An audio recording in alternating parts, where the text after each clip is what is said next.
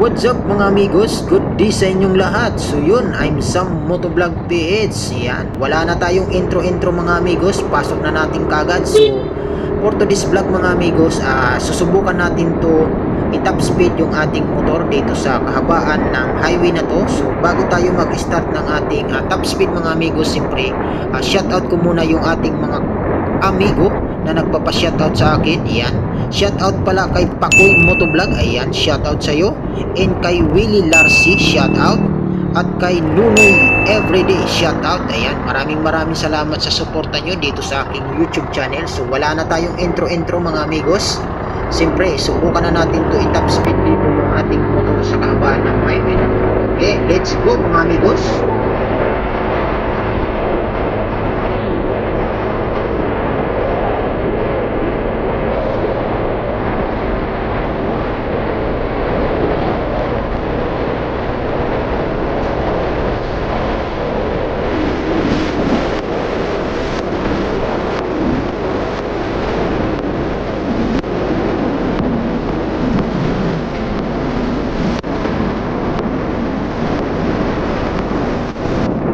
So yun mga amigos, umabot lang tayo ng 100 yung top speed natin. So medyo maiksi yung tinakbuhan natin dito sa highway na to dahil inabutan kagad tayo dito ng stoplight. So i-try natin uli sa paglampas ng stoplight dito. So medyo mahaba-haba pa naman kunti.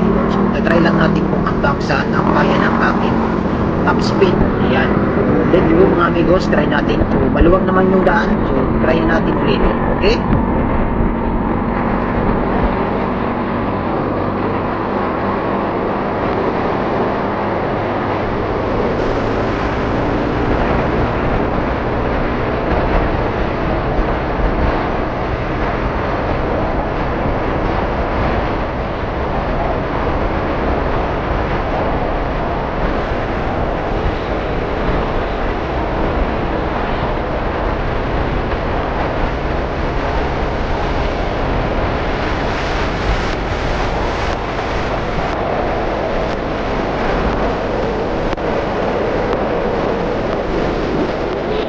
Mga amigos, so hanggang din lang ang kaya ko sa aking top speed. 127 lang yung kinaya kong top speed. So kaya pa naman yan hanggang 120 siguro, kaso maiksi yung daan natin. So highway natin, so hanggang dito na lang siguro yung aking vlog video.